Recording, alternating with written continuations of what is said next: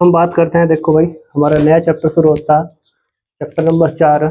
Chapter number 4 का नाम है हमारा द्विघात समीकरण। ठीक है, इस पिछले चैप्टर में मैंने आप लोगों को दो चर वाले रैखिक समीकरण, ठीक है, जो चैप्टर नंबर 3 था वो पूरा कंप्लीट करा दिया था। ठीक है, अब हम बात करते हैं चैप्टर नंबर 4 की, जिसका नाम है द्विघात समीकरण। ठीक है, सबसे पहला हम इसके कुछ कॉन्सेप्ट समझते हैं कि द्विघात समीकरण क्या होती है, उसके बारे में बात करते हैं।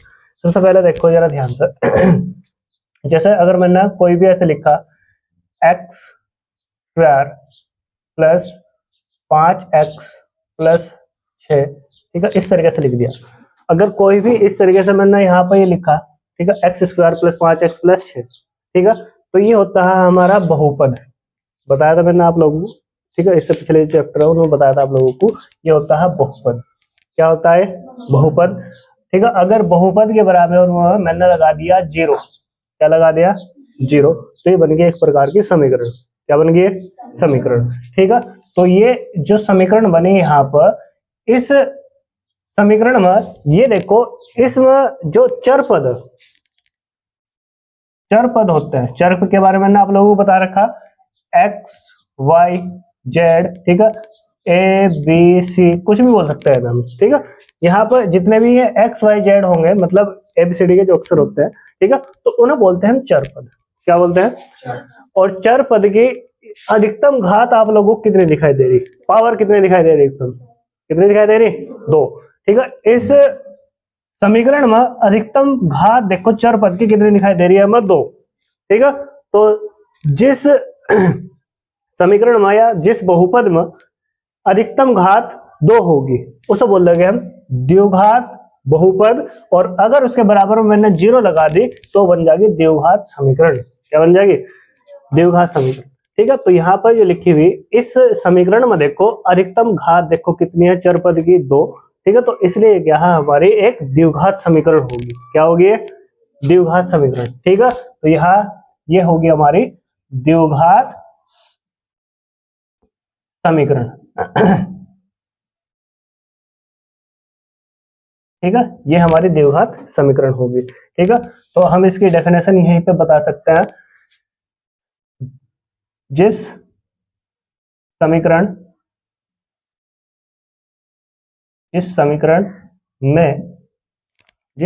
में चर पद की अधिकतम घात, चर पद की अधिकतम घात, ठीक है, घात का मतलब होगा पावर या डिग्री से बोलते हैं। ठीक है, जिस समीकरण में चर पद की अधिकतम घात 2 होती है, 2 होती है, ठीक है, उसे क्या बोलते हैं? द्विघात समीकरण कहते हैं।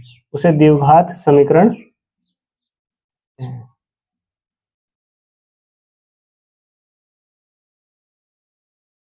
ठीक है, द्विघात समीकरण कहते हैं हम। क्या बोलते हैं भाई? द्विघात समीकरण।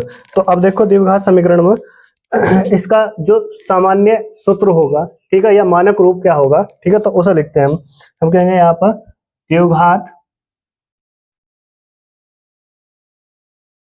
समीकरण, द्विघात समीकरण का मानक रूप, स्टैंडर्ड फॉर्म इसका क्या होता है? ठीक है, द्विघात समीकरण को हम किस तरीके से लिखते हैं, तो इसका आप लोगों को ध्यान रखना। जब द्विघात समीकरण का हम मानक रूप लिखेंगे, तो द्विघात समीकरण का मानक रूप होगा, देखो जरा ध्यान से, यहाँ पर जैसे द्विघात समीकरण लिखी हुई, द्विघात समीकरण लिखी हुई, यहाँ पर एक्स स्क्वायर के गुणा में आप लोगों को कुछ दिखाई दे रहा। जब इसके गुणा में कुछ नहीं है तो इसका मतलब क्या होगा? यहाँ पर 1। क्या होगा? 1। यहाँ x से गुणा में क्या दिखाई दे रहा है आप लोगों को? 5। फिर यहाँ पर क्या दिखाई दे रहा? 6। ठीक है, तो यानी कि अगर हम यहाँ पर ये जो संख्यात्मक मान है ना, a b c, इस तरीके से कुछ मान ला, ठीक है, तो यहाँ पर क्या हो जाएगा? इसका जो मानक रूप होगा वो होगा ax square plus bx plus, ठीक है, ये तो संख्यात्मक मान है, इसे मैंने मान लिया c बराबर 0। ठीक है, जो द्विघात समीकरण होगी उसका जो मानक रूप होगा, ठीक है, मानक रूप बोलते हैं इसे, द्विघात समीकरण का मानक रूप। ठीक है। तो द्विघात समीकरण का जो मानक रूप होगा वो क्या होगा, ax² plus bx plus c बराबर 0। ठीक है, द्विघात समीकरण को इस मानक रूप में लिखा जा सकता है। ठीक है, जैसे यहां एक चीज का तुम्हें ध्यान रखना, जहां जो ये a है, a का मान कभी भी 0 नहीं होना चाहिए। अगर a का मान 0 हो गया तो वो द्विघात समीकरण नहीं कहलाएगा। ठीक है, जैसे देखो इसके एग्जांपल कुछ द्विघात समीकरण के, जैसे हमने लिख दिया यहाँ पर x² प्लस 3x प्लस 2 बराबर 0। बताओ द्विघात समीकरण है या नहीं है? द्विघात समीकरण है। मैंने कह दिया दूसरे नंबर पर यहाँ पर √3, ठीक है, x² प्लस 5x प्लस 6 बराबर 0। बताओ द्विघात समीकरण है या नहीं है? है, बिल्कुल है। ठीक है, मैंने कह दिया यहाँ पर तीसरे नंबर पर एग्जाम्पल, यहाँ पर लिख दिया 5x प्लस 3 बराबर 0। बताओ द्विघात समीकरण है या नहीं? नहीं, क्योंकि इसमें x जो चर पद है उसकी घात 2 नहीं है। मतलब इसमें जो a है, a का मान क्या हो रहा है? 0 हो रहा है। a का मान क्या हो रहा है? 0। a का मान 0 होने का मतलब 0, यहाँ पर 0 x² प्लस 5x प्लस 3 इस तरीके से लिखे जाएगा। ठीक है, 0 की गुना x² के साथ करोगे तो 0 प्राप्त होगा, प्लस 5x प्लस 3, ठीक है, इस तरीके से बराबर 0 इसके। ठीक है, तो इसे जोड़ोगे इसमें जो तो मिलेगा, यानी कि 5x प्लस 3 बराबर 0। ठीक है, तो देखो ये द्विघात समीकरण नहीं होने की, इसलिए होने की क्योंकि इसमें चर पद जो हमारा नहीं, जो ये a है, a का मान क्या हो गया था? 0 हो चुका था। ठीक है, तो इसलिए द्विघात समीकरण नहीं होने की। ठीक है, तो ये होती है हमारी द्विघात समीकरण। ठीक है, जिसे हम किसके रूप में ध्यान रखेंगे, यहाँ पर जिस समीकरण में जो चर पद है, चर पद की अधिकतम घात अगर आप लोगों को 2 प्राप्त होगी, ठीक है, तो उसे बोल दोगे हम द्विघात समीकरण, जिसका मानक रूप होता है ax² plus bx plus c बराबर 0। जहां इसमें जो a है, ये a है, इस a का मान कभी भी 0 नहीं होना चाहिए, a नॉट इक्वल टू 0। ठीक है, नोट करो सर, फिर मैं इसके बारे में उदाहरण कराता हूँ आप लोगों को। तो अब हम बात करते हैं, देखो उदाहरण नंबर 1 की। उदाहरण नंबर 1 में क्या बोला गया, निम्न स्थितियों को गणितीय रूप में व्यक्त कीजिए। सिर्फ आप लोगों को गणितीय रूप में व्यक्त करना, ठीक है, मतलब उनकी एक द्विघात समीकरण बनाकर दिखानी, सिर्फ इतना करना। ठीक है, मेन क्वेश्चन ये है। ठीक है, इसमें जो भी बोले जाएगा बस हमें उसके अनुसार उसकी द्विघात समीकरण बनाकर दिखानी है। ठीक है, यहाँ पे बोला है, यहाँ देखो, जॉन और जीवंती दोनों के पास कुल मिलाकर 45 कंचे हैं। दोनों 5-5 कंचे खो देते हैं और अब उनके पास कंचों की संख्या का गुणनफल 124 है। हम जानना चाहेंगे कि आरंभ में उनके पास कितने कितने कंचे थे। ठीक है, ये क्वेश्चन दिया गया। ठीक है, मतलब ये आप लोगों को एक स्थिति दी, इसमें आप लोगों को द्विघात समीकरण बनाकर दिखानी है। चलिए शुरू करते हैं हम। ठीक है, यहाँ पर इसका मैं क्या करता हूँ आंसर। यहाँ पर ये बताओ, जॉन और जीवंती दोनों के पास कुल मिलाकर कितने कंचे हैं? टोटल 45 कंचे हैं। ठीक है, क्या उसने हमें ये बताया जॉन के पास कितने कंचे हैं? सेपरेट करके अलग से बता रखा? बताया तो नहीं। जीवंती के पास बताया? नहीं बताया। तो जो चीज हमें नहीं बताई गई, सबसे पहले ना मान के चलेंगे। मैंने कहा चलो इनमें से किसी एक के मान लो, मैंने जॉन के मान लिए। मैंने कहा माना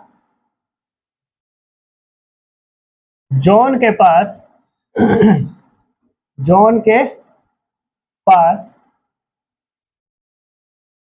कंचों की संख्या, मैंने अपनी तरफ से मान लिया जॉन के पास कंचों की संख्या x थी। कितनी मान ली भाई? x।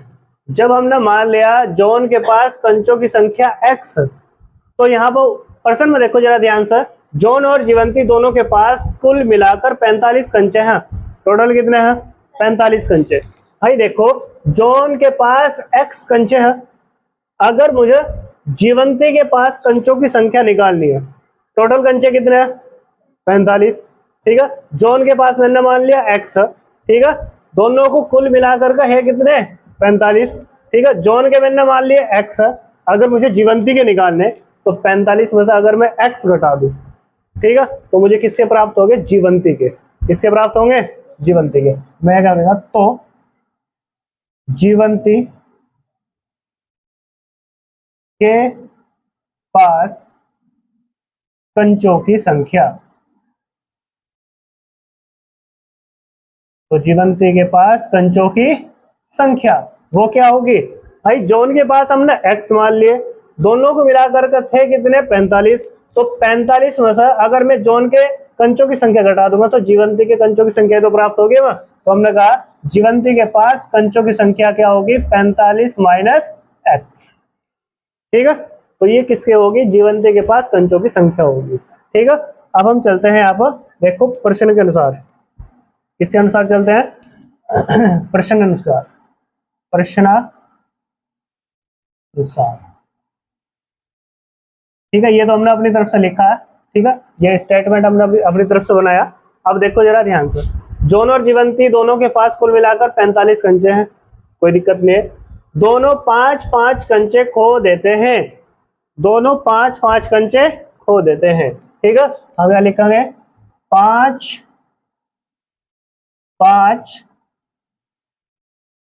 कंचे, 5-5 कंचे होने के बाद भाई 5-5 कंचे खोने के बाद जॉन के पास कंचों की संख्या क्या हो जाएगी और जीवंती के पास कंचों की संख्या क्या हो जाएगी? पहले तो वो निकाल लेंगे अब यहाँ पर। 5-5 कंचे खोने के बाद, ठीक है, हम कहेंगे यहाँ पर जॉन के पास कंचों की संख्या, जॉन के पास कंचों की संख्या, भाई 5-5 कंचे खो दिए दोनों ना, ठीक है। तो जॉन के पास कंचों की संख्या क्या होगी? देखो जॉन के पास कंचों की संख्या हमने क्या मानी थी? x। क्या मानी थी? x। अब उसने 5 कंचे खो दिए, ठीक है। तो मान लो इसके पास 20 कंचे थे, 5 इसने खो दिए, बचे कितने? 15। भाई 20 कंचे मान लो टोटल थे जॉन के पास, वैसे ही मान लो अपनी तरफ से, ठीक है। उसने 5 कंचे इसमें से खो दिए, तो कितने बचे? 15 ही तो बचेंगे। तो इसी प्रकार से इसके पास थे x कंचे, ठीक है। तो 20 की जगह हमने क्या मान रखा है यहाँ पर? x, मतलब वो अपनी तरफ से स्टेटमेंट दिया मैंने, यहाँ पर कभी सोच रहे हो, ठीक है, x मान रखा हमने यहाँ पर। तो यहाँ पर लिखा मैंने x। इस वजह से कितने खो दिए? 5। कितने खोए? 5, ठीक है। तो जॉन के पास कंचों की संख्या क्या होगी भाई? x माइनस 5, ठीक है। ये तो हो गया किसके कंचों की संख्या? जॉन के पास कंचों की संख्या, 5 कंचे खोने के बाद की बात हुई है, ठीक है। फिर इसके बाद बोला गया जीवंती के भी तो होंगे। जब 5 कंचे इसने खो दिए जॉन ना, तो जीवंती भी तो होगी यहाँ पर, वो दोनों, वही बोला गया, देखो दोनों 5-5 कंचे खो देते हैं, दोनों का मतलब जॉन भी और जीवंती भी। जॉन ने जब 5 कंचे खो दिए तो उसके पास कंचों की संख्या होगी x माइनस 5, ठीक है। इसी प्रकार से जीवंती होगी यहाँ पर, जीवंती के पास कंचों की संख्या, जीवंती के पास कंचों की संख्या क्या होगी? देखो इसके पास कंचों की संख्या पहले कितनी थी? 45 माइनस एक्स। कितनी थी भाई? 45 माइनस एक्स। ये जीवंती के कंचों की संख्या थी। इसने 5 कंचे खो दिए, तो 5 कंचे खो देगा मतलब 5 कंचे इसने खो दिए, माइनस करने पड़ेंगे इसमें, ठीक है। तो यहाँ पर क्या प्राप्त होगा हमें? देखो जीवंती के पास कंचों की संख्या बराबर ये 45 प्लस का, ये 5 माइनस का, तो 45 में तो 5 गया, कितना बचेगा? 40 माइनस एक्स, ठीक है। यानी कि हम बोल सकते हैं जीवंती के पास कंचों की संख्या क्या हो जाएगी अब? 40 माइनस एक्स। कोई दिक्कत तो नहीं आता, ठीक है। अब देखो जरा ध्यान से दो, अब उनके पास कंचों की संख्या का गुणनफल 124 है, ठीक है। हम देखें 9। अब देखो उसने कहा 5-5 कंचे खोने के बाद अब उनके पास कंचों की संख्या का गुणनफल, कंचों की संख्या का गुणनफल, 5 कंचे इसने खोए तो ये थे, ठीक है, 5 इसने खोए तो ये कंचे थे इनके पास। अब इन दोनों का गुणनफल, इन दोनों का गुणनफल x माइनस 5 इन दोनों का गुणनफल, गुणनफल का मतलब गुणा करेंगे इनकी हम 40 माइनस x के साथ तो बराबर कितना प्राप्त हो रहा है उन्हें, देखो 124। ठीक है, 5 कंचे खोने के पश्चात उनके पास कंचों की संख्या का जो गुणनफल होगा वो कितना होगा, 124, यानी कि ये 124 के बराबर होगा भाई। ठीक है, अब इसे सोल्व करते हैं, करो आराम से। देखो क्या करना, इस x की गुणा सबसे पहले इसके साथ में करेंगे 40 के साथ में x की गुणा 40 के साथ हुई तो कितना हो गया 40x, एक एक को आराम से गुणा करेंगे इसमें, देखो। ठीक है, फिर इसी x की गुणा इस अगली डिजिट के साथ करेंगे, देखो यहाँ पर इस x की गुणा इस x के साथ होगी, चिन्ह कहेगा देखो यहाँ बीच में माइनस का, तो माइनस का लगाना आप लोगों को। इस x की गुणा इस x के साथ होगी तो क्या हो जाएगा x का स्क्वायर, कोई दिक्कत। ठीक है, फिर भाई इस x की गुणा इन दोनों के साथ कर दी मैंने, फिर जो बचा हुआ यहाँ पर ये संख्या इसकी गुणा दोबारा ऐसे ही करेंगे, फिर इस 5 की गुणा इसके साथ में करो 40 के साथ में। ये देखो माइनस का 5 है, ये प्लस का 40 है, तो प्लस और माइनस गुणा में क्या होते हैं माइनस। ठीक है, इसकी गुणा करोगे इसके साथ 0 की 0, 5 चौक कितना होगा 20, यानी कि कितना होगा 200, कितना आया 200। फिर माइनस के 5 की गुणा माइनस के x के साथ करोगे तो माइनस और माइनस गुणा में क्या हो जाएंगे प्लस, 5 की गुणा x के साथ है तो क्या हो गया 5x बराबर कितना है इसके 124, कितना आया 124। चलो सॉल्व कर लो सब ये। अब देखो जरा ध्यान से, यहाँ क्या होगा भाई, ये 40x, ये कितना 5x, 40 और 5 कितना हो गया 45x। ठीक है, माइनस का एक्स स्क्वायर जो कर दो और माइनस के 200 भी जो कर दो, और बराबर क्या है इसके 124। ठीक है, एक काम करो भैया, यहाँ पर देखो एक्स स्क्वायर माइनस का आ रहा है, कहेगा आ रहा माइनस का, तो ये जो पूरी चीज है इसे उठा के दे जाओ, जो चीज माइनस की होगी वो तो हो जाएगी प्लस की और जो प्लस की वो कहीं हो जाएगी माइनस की। चलो इस पूरी चीज को इधर ला रखा है मैंने, जब यहाँ पूरी चीज इधर लेगा तो यहाँ क्या रह जाएगी 0 बराबर 124, तो पहले तो उपस्थित था, बराबर के बाद पहले उपस्थित था, ये क्या उठा कर आया इधर ये प्लस का 45 था तो कहेगा हो जाएगा माइनस का 45x, ये माइनस का एक्स स्क्वायर था तो कहेगा हो जाएगा प्लस का एक्स स्क्वायर, ये माइनस का 200 था तो ये हो जाएगा प्लस का 200। ठीक है, सही तरीके से लिखूंगा अब मैं सब, देखो ये एक्स स्क्वायर लिख दूंगा पहला, ठीक है, फिर माइनस के 45 लिख दूंगा इसके बाद 45x। ठीक है, फिर ये देखो 200 और 124 इन दोनों को जोड़ेंगे, ठीक है, दोनों प्लस प्लस के तो जोड़ेंगे कितना होगा, कितना होगा बताओ 324, भाई 200 में 124 जोड़ोगे 324 प्राप्त होगा, और बराबर क्या बच रही इसके 0। बताओ द्विघात समीकरण बनी या नहीं बनी। ठीक है, यही तो बोल रहा था उसने, मैं निम्न स्थितियों को बीजगणितीय रूप में या गणितीय रूप में व्यक्त कीजिए द्विघात समीकरण के रूप में हमने व्यक्त कर दिया। ठीक है, नोट करो सर। तो अब हम बात करते हैं, देखो भाई उदाहरण नंबर जो हमारा 1 था, ठीक है, उसका जो सेकंड पार्ट है, ठीक है, उसे सॉल्व करते हैं जरा ध्यान से। देखो इसमें क्या बोला गया एक कुटीर उद्योग एक दिन में कुछ खिलौने निर्मित करता है, प्रत्येक खिलौने का मूल्य रुपयों में 55 में से एक दिन के निर्माण किए गए खिलौनों की संख्या को घटाने से प्राप्त संख्या के बराबर है।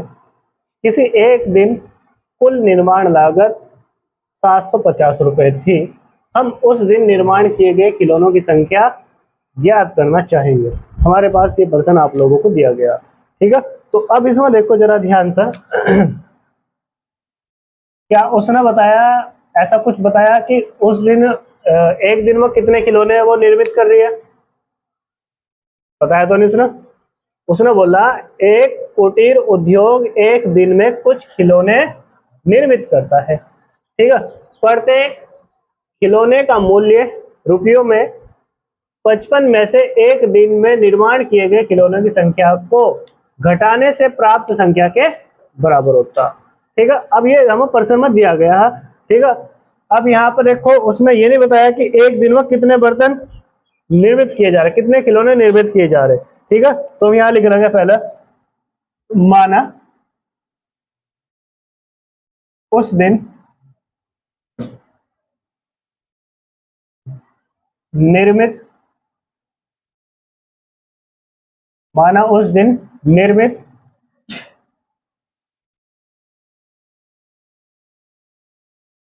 खिलौनों, ठीक है, की संख्या, उस दिन निर्मित खिलौनों की संख्या, मैंने अपनी तरफ संभाल लिया कि उस दिन उसने एक्स खिलौने बनाए। कितने बनाए? एक्स खिलौने, ठीक है। फिर उसने कहा भाई एक दिन में उसने कुछ खिलौने बनाए, उन कुछ खिलौनों को मैंने मान लिया एक्स, एक्स खिलौने उसने बनाए, ठीक है। प्रत्येक खिलौने का मूल्य रुपयों में 55 में से एक दिन में निर्माण किए गए खिलौनों की संख्या को घटाने से प्राप्त संख्या के बराबर हो, ठीक है। मतलब उसके बराबर होगी। प्रत्येक खिलौने का अगर हम मूल्य निकालना, ठीक है, तो उसे क्या करना हमें 55 में से एक दिन में निर्माण किए गए खिलौनों की संख्या, ठीक है। इसे ध्यान रखो, यहाँ बोला एक दिन में निर्माण किए गए खिलौनों की संख्या को घटाने से प्राप्त संख्या के बराबर होती है। यानी कि प्रत्येक खिलौने का जो मूल्य होगा वो 55 में से, ठीक है, जो उस दिन निर्माण किए गए खिलौनों की संख्या को अगर हम घटाएंगे तो वो उसके बराबर होगा, ठीक है। मतलब इसका कहने का मतलब यह है, ठीक है, हम कहेंगे प्रत्येक प्रत्येक खिलौने की निर्माण लागत,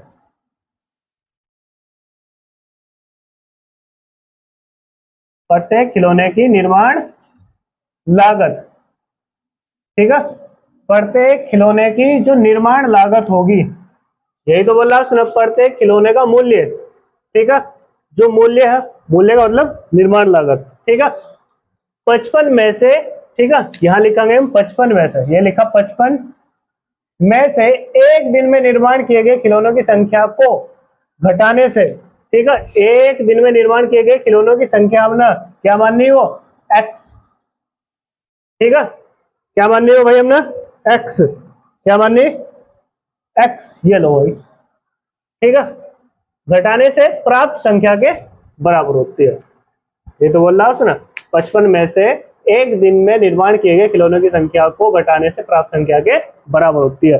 यानी कि अगर प्रत्येक खिलौने की निर्माण लागत की हम बात करेंगे तो उस 55 में से उस दिन निर्माण किए गए खिलौनों की संख्या को घटा देंगे तो हमें क्या प्राप्त हो जाएगा? प्रत्येक खिलौने की निर्माण लागत पता चल जाएगी, ठीक है। फिर इसके बाद उसने बोला किसी एक दिन कुल निर्माण लागत 755 रुपए थी, ठीक है। तो हम उस दिन निर्माण किए गए खिलौनों की संख्या ज्ञात करना चाहेंगे, ठीक है। तो यहाँ पर देखो हम कहेंगे नाउ, अब देखो, अब उसने बोल रहा है हम उस दिन की कुल निर्माण लागत, कुल निर्माण लागत, उस दिन की कुल निर्माण लागत उसने बताया कितनी है? 750 रुपए है। कितनी है? 750 रुपए। उस पूरे दिन की जो कुल निर्माण लागत थी वो कितनी थी? 750 रुपए, ठीक है। उस दिन निर्मित किए गए खिलौने की संख्या कितनी है? एक्स। और प्रत्येक खिलौने का जो निर्माण लागत है यानी कि उसका मूल्य कितना है? 55 माइनस एक्स। अगर मुझे कुल निर्माण लागत निकालनी तो उसे कैसे निकाल लेंगे भाई? खिलौनों की संख्या में प्रत्येक खिलौने के मूल्य की अगर मैं गुणा कर दूंगा तो मुझे कुल निर्माण लागत ही तो प्राप्त होगी। मतलब अगर मैंने बोल दिया भाई एक खिलौना 10 रुपए का, ठीक है, एक खिलौना 10 रुपए का, अगर मुझे 10 खिलौने प्राप्त करने तो यहां से मैं क्या करूंगा, 10 की गुणा 10 के साथ करूंगा तो कितना प्राप्त होगा मुझे यहाँ पर 100। ठीक है, एक खिलौना 10 रुपए का और 10 खिलौने अगर मुझे खरीदने या बनाने तो 10 की गुणा 10 के साथ करके मैं उसका कुल निर्माण लागत निकाल दूंगा, निकाल सकता हूँ। इसी तरीके से देखो यहाँ पर उस दिन निर्मित किए गए खिलौनों की संख्या थी x और एक खिलौने का जो मूल्य था 55 माइनस x था। ठीक है, तो उस दिन निर्माण किए गए कुल खिलौनों का जो निर्माण लागत है वो हमें प्राप्त हो जाएगी। यानी कि हम क्या करेंगे, उस दिन निर्मित किए गए खिलौनों की संख्या की गुणा, ठीक है, प्रत्येक खिलौने के मूल्य से उसकी क्या कर देंगे, हम गुणा कर देंगे। 55 माइनस x, इससे क्या करेंगे, गुणा करेंगे और बराबर पूरा मूल्य कितना था उन्हें निर्माण करने में, पूरे दिन में कितना खर्च कर रहे हैं 750। बस ऐसे करूंगा, आगे से सॉल्व करना तुम्हारी जिम्मेदारी। देखो भाई इस x गुणा 55 के साथ कर दो तो कितना आ जाएगा 55x। ठीक है, फिर क्या आएगा जी ना माइनस का, फिर इस x की गुणा x के साथ करोगे तो x की गुणा x के साथ करने पर क्या प्राप्त होगा आप लोगों को, x स्क्वायर और बराबर कितना 750। ठीक है, अब ये देखो x स्क्वायर आप लोगों को माइनस का दिखाई दे रहा। ठीक है, तो ये पूरी चीज बराबर के बाद इधर लिया होगा। ठीक है, तो यहाँ पर क्या रह जाएगा 0 बराबर 750 पहले से मौजूद है इधर। ठीक है, ये माइनस का एक्स स्क्वायर इधर हो जाएगा प्लस का एक्स स्क्वायर। ठीक है, और ये प्लस का 55x था इधर हो जाएगा माइनस का 55x, इस तरीके से हो जाएगा। हम इसे सही तरीके से लिखेंगे तो एक्स स्क्वायर को मैंने लिख दिया पहले, ठीक है, फिर माइनस के 55x लिख दिया सही तरीके से।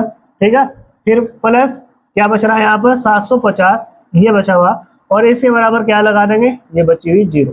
ठीक है, तो ये होगी हमारी देखो द्विघात समीकरण। इसमें केवल हमें द्विघात समीकरण बनानी, अभी सोल्व करना। ठीक है, हम इस अगली एक्सरसाइज में सीखेंगे। मतलब इसी तरीके के क्वेश्चन हमें मिलेंगे, उन्हें सोल्व करना आगे बताया जाएगा किस तरीके से सोल्व किया जाएगा। अभी सिर्फ आप लोगों को बोला कि द्विघात समीकरण बनानी, तो देखो द्विघात समीकरण बनकर तैयार हो चुकी है। ठीक है, नोट करो।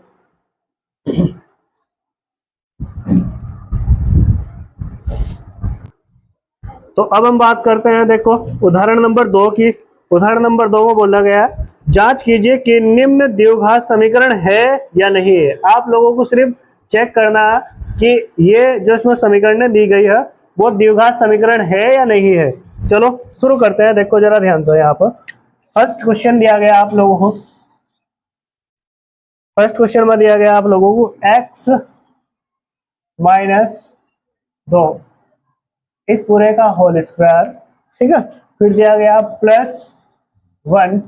ठीक है, और इसके बराबर दिया गया आप लोगों को 2x माइनस 3। ऐसा आप लोगों को दे रखा। ये चेक करके बताना आप लोगों को ये द्विघात समीकरण है या नहीं है। इधर देखो सबके सब बोर्ड पर ध्यान होना चाहिए सभी का। ये देखो इस समीकरण को आप लोगों को चेक करके बताना कि ये द्विघात समीकरण है या नहीं है। चलिए चेक करते हैं। पहले ये बताओ, देखने से आप लोगों को लग रहा द्विघात समीकरण है या नहीं है, लग रहा? अच्छा चलो चेक करते हैं। पहले से सॉल्व करेंगे जितनी चीजें दे रखी है यहाँ पर। यहाँ देखो पहले इसमें लिखा हुआ x माइनस 2 का होल स्क्वायर। क्या लिखा हुआ, x माइनस 2 का होल स्क्वायर। ठीक है, आप लोगों को मैंने 9th क्लास में एक फॉर्मूला पढ़ा रखा, a माइनस बी इस पूरे का होल स्क्वायर बराबर होता a का स्क्वायर प्लस b का स्क्वायर और माइनस 2ab। बताओ ये फॉर्मूला पढ़ा रखा है नहीं पढ़ा रखा? तो इसके जैसा देखो यहाँ पर कुछ दिखाई दे रहा, x माइनस 2 इस पूरे का होल स्क्वायर, बिल्कुल इसके जैसा।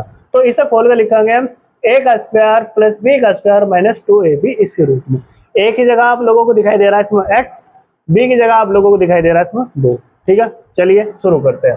खोलते हैं इसके रूप में। देखो यहाँ पर x, a की जगह क्या x, इसका स्क्वायर करा, फिर क्या है प्लस b का स्क्वायर, b की जगह क्या है वहां पर 2, 2 का क्या करेंगे स्क्वायर करेंगे, फिर माइनस 2 गुणा a का मान कितना x गुणा b का मान कितना है 2। ठीक है, फिर समीकरण देखो जो कि तू है जैसे ऐसे लिखो प्लस 1, ठीक है, बराबर 2x माइनस 3 ऐसा। ठीक है, चलिए इसे सॉल्व करते हैं अभी हम। एक्स का स्क्वायर जो होगा तो भैया, ठीक है, प्लस 2 का स्क्वायर कितना होता है भाई 4, 4 होगा, है ना। फिर माइनस 2 की गुना एक्स के साथ करी 2x, फिर 2x की गुना 2 के साथ करी कितना हो जाएगा 4x, ठीक है। फिर क्या है प्लस 1। अब ये देखो बराबर के बाद 2x माइनस 3, ये बराबर के बाद, ठीक है। तो इसे अगर बराबर के इधर लेके जाऊंगा मैं, बराबर के पहले, तो जो चीज प्लस की बात हो जाएगी माइनस की, और जो माइनस की बात हो जाएगी क्या है कि प्लस की। तो ये देखो 2x प्लस का था इधर जाएगा माइनस का हो जाएगा 2x, ठीक है। फिर ये माइनस का 3 था इधर आगे हो गया प्लस का 3, और बराबर के बाद क्या रह गया 0। कोई दिक्कत है तो नहीं। चलो अब आगे सॉल्व करते हैं ऐसा। एक्स स्क्वायर तो हमारा जो टू, फिर इसके बाद ये माइनस के 4x और ये माइनस के 2x, एक्स एक्स वाले एक तरफ करेंगे हम, ठीक है। माइनस के 4x और माइनस के 2x कितने हो गए, माइनस के 6x हो गए, नहीं हो गए। फिर इसी तरीके से प्लस का 4 प्लस का 1, 4 और 1 कितना हो गया 5, 5 और 3 कितना हो गया 8, यानी कि प्लस के 8 और बराबर 0। बताओ द्विघात समीकरण है या नहीं है? है। देखो एक्स का स्क्वायर आ गया तो हम कह सकते हैं अतः द्विघात समीकरण है, द्विघात समीकरण है, ठीक है। ये द्विघात समीकरण हम लोग बनाकर दिखा दी। अब सेकंड क्वेश्चन में जांच करते हैं। देखो सेकंड क्वेश्चन में सेकंड दे रखा है इसमें, इसे भी चेक करो। x इंटू एक्स प्लस 1, ठीक है। फिर दिया प्लस 8, ठीक है। फिर बराबर दे रखा है इसमें x प्लस 2, ठीक है, इंटू x माइनस 2, ये दे रखा है। चलो भाई इसे भी सोल्व करते हैं। देखो ध्यान से देखो इधर, इसकी तो हम गुणा कर देंगे डायरेक्ट, ये डायरेक्ट हो जाएगा, लेकिन इस वाले को देखो जरा ध्यान से। यहाँ पर हमने कहा यहाँ पर, क्योंकि हमने आप लोगों को फॉर्मूला बता रखा a plus B into A minus B बराबर क्या होता है formula, A square minus B square. ये फॉर्मूले पढ़ा रखे तुम्हें, है ना, 9th क्लास में। तो ये देखो a प्लस बी की जैसा दिखाई दे रहा, यानी कि x प्लस 2, ठीक है, x माइनस 2 इसके जैसा दिखाई दे रहा, बिल्कुल सेम टू सेम। तो उसकी जगह क्या लिख सकते हम, ए स्क्वायर माइनस बी स्क्वायर, ठीक है। इसका तो हमें पता चल गया। इसे सॉल्व करते हैं।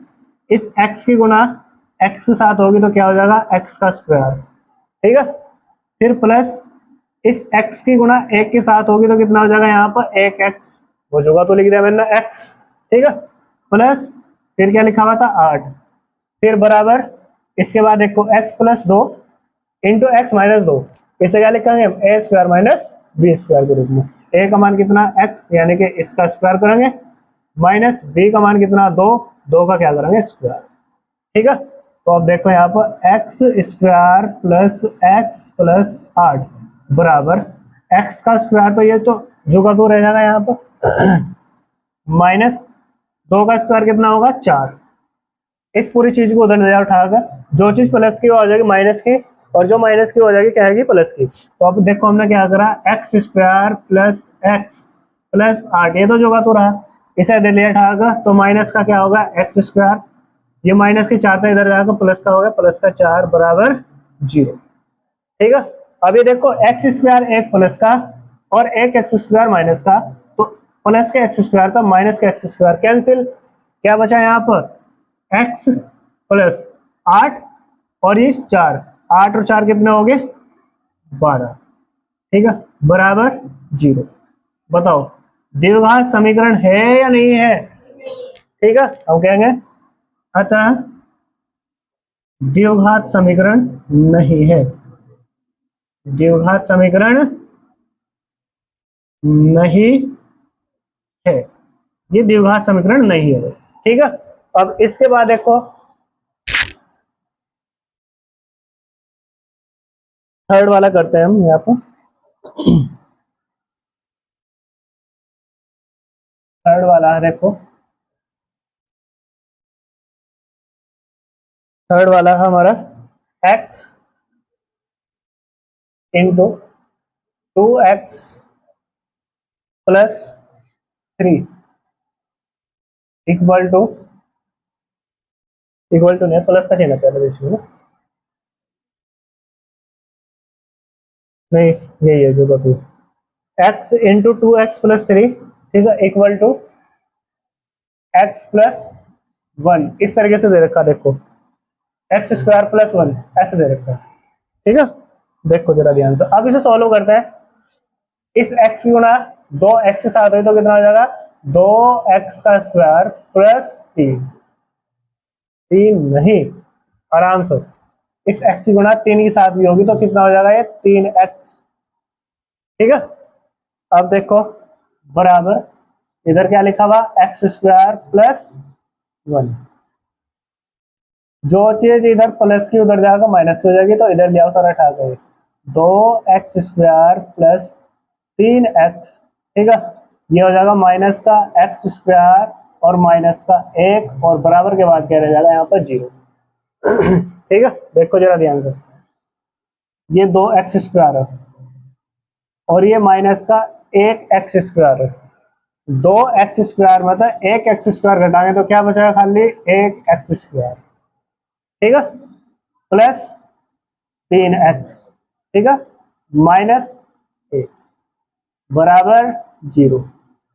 ये बताओ द्विघात समीकरण है या नहीं है, ठीक है, हम कहेंगे अतः द्विघात समीकरण है, द्विघात समीकरण है, ठीक है, ये द्विघात समीकरण है, ठीक है। इसी तरीके से फोर्थ नंबर को देखो, फोर्थ नंबर पर ये दे रखा आप लोगों की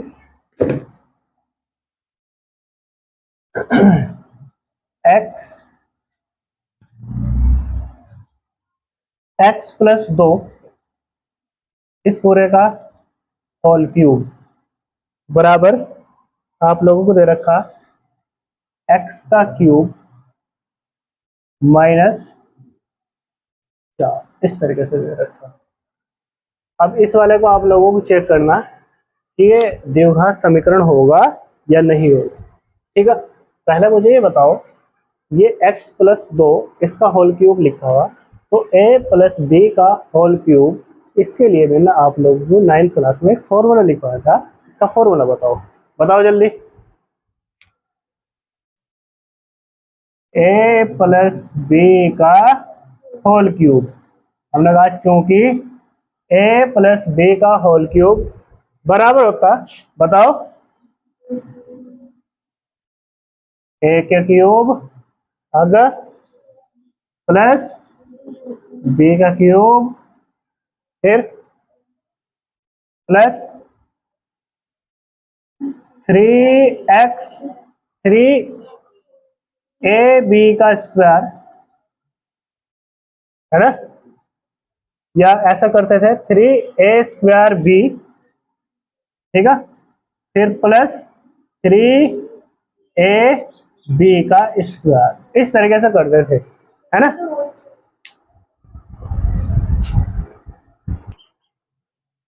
तो अब देखो इसके बाद हमने आप लोगों को फॉर्मूला बताया अभी, a प्लस बी का होल क्यूब बराबर होता है a का क्यूब प्लस b का cube plus 3a square b plus 3ab का स्क्वायर, ये फॉर्मूला आप लोगों को मैंने बताया था।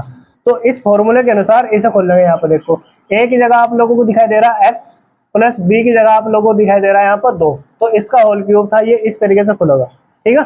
देखो जरा ध्यान से, यहाँ पर a की जगह क्या है x, तो यानी कि a का क्यूब मतलब x का क्यूब इसके अनुसार, प्लस b का क्यूब, b का मान मतलब कितना है यहाँ पर 2, तो 2 का क्या करेंगे हम क्यूब, प्लस फिर इसके बाद है 3 गुणा में क्या है इसके a का मतलब क्या है x, इसका क्या है स्क्वायर, तो इसका होल स्क्वायर करा हमने, गुणा b का मान कितना है 2, ठीक है, फिर प्लस 3 ये फॉर्मूले का, गुणा a का मान क्या है x, गुणा b का मान कितना है देखो वहां पर 2, तो 2 का क्या करेंगे स्क्वायर, ठीक है।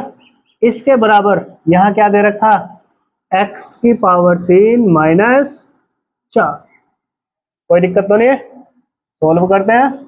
एक्स का क्यूब जोगा दो प्लस 2 का क्यूब आप लोगों को पता है 8 होता है, प्लस 3 गुणा या 3 दूनी कितना होगा 6, 3 दूनी कितना होगा 6, एक्स का स्क्वायर तो एक्स का स्क्वायर ही रहेगा जोगा दो, ठीक है।